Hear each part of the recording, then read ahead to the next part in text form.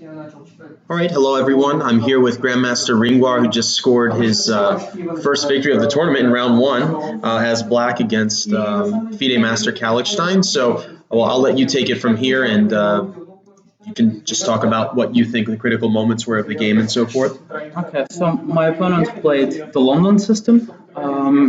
He played very solidly at the start. Then he came up with this very interesting idea of playing Queen e2, in which he wants to play e4 next move. But then after thinking for a while, I played bishop b7, and he sort of bailed and decided not to go for e4 anymore. I would probably play bishop e7, but he was calculating d takes e4 here, knight takes e4, take, queen takes e4, g6, which I would not have played because I think after long castles white is slightly better. But he was calculating stuff like bishop a6 and he was wasting a lot of time on this, and then decided against it. But actually, after bishop e7, I've had a similar position once at the Tromsø Olympiad in Norway about 3 years ago against Tora, and we had a position like this. And I think my opponent played it slightly better than he did by playing this queen e2 and first letting me play bishop b7, because if he plays e4 here, bishop e7, e5, knight h5. This bishop probably wants to go to d7 and not to b7. So I thought this queen e2 was actually a very interesting idea, provoking my bishop to go to b7 and then playing e4, bishop e7, e5, knight h5, and then we get this type of position in which white will try to attack on the king side, although it will not be easy because I actually won't take on g3 anytime soon. And I will try and push my pawns on the queen side to try and create a weakness on the c3 square. And it's a double-edged position, but he decided to play knight e5, which is probably not a very good move. And after queen c7, he had to bail out into a very drawish kind of position with knight takes c6. You want to play f4 here, but after knight e7, black's threatening knight e4, followed by f6, kicking out this knight.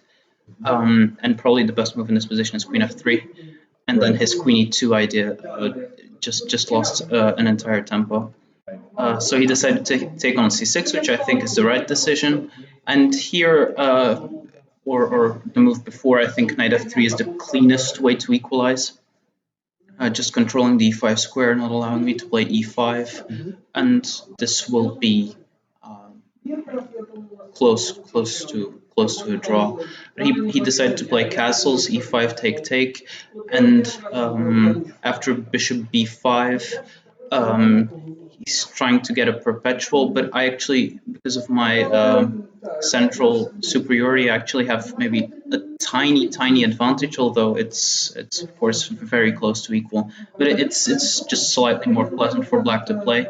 Yeah. And here in this position, in analysis, we decided that knight f1 would have been a better try to put this knight on g3, still controlling the e4 square, but kind of just putting it out of the way of the major pieces.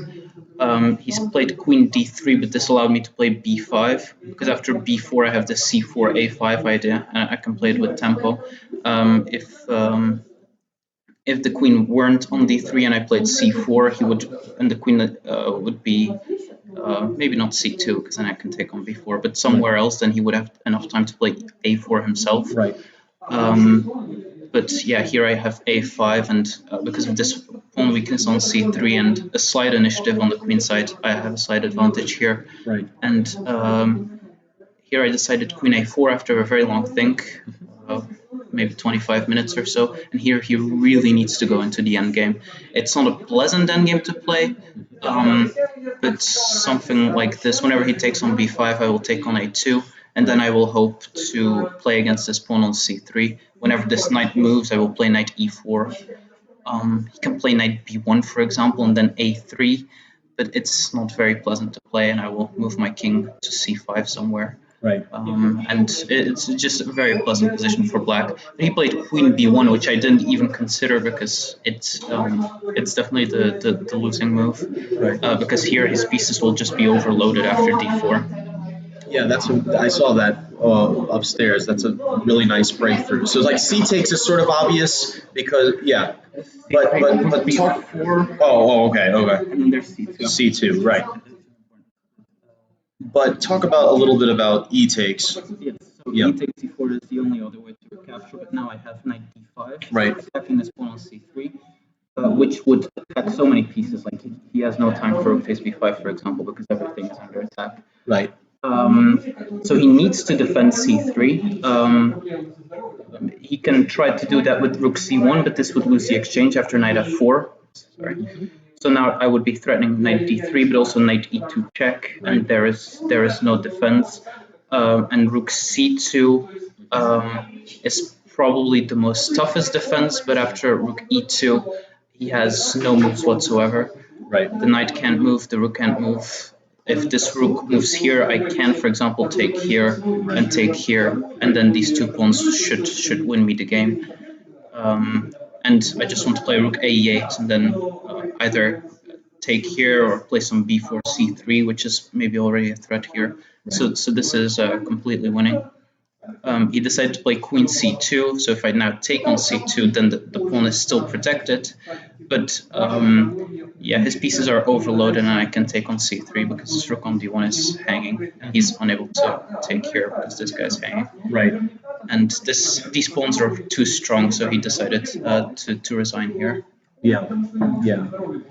So that seemed to be a nice positional win where maybe you knew a little bit more about the opening, the specific nuances in the opening itself, and so yeah, and it seemed like I really enjoyed the move D4. I thought it's a move that you would obviously like to play because D4 is a strong square for white. So being able to do that is tactically is actually a really nice thing. So good game to start the tournament with black. What are your goals for this tournament as a person who doesn't really have a norm to play for? You're really just you're who they're out to beat, and so forth, or not to lose to, for example. But they really need to win a lot of games in this tournament to get their norms. So, as a person who's not actually fighting for a norm yourself, what are your goals and what are your personal goals for yourself in this tournament? Yeah, that's actually a very interesting question. I haven't figured it out yet myself.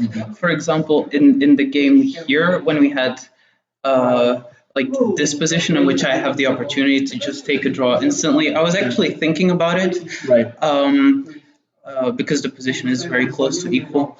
But actually, I was thinking Eva, who's from the same university as me, she would still be playing a very long game, and we'd probably be going back together. So I was like, I can continue playing and see what happens.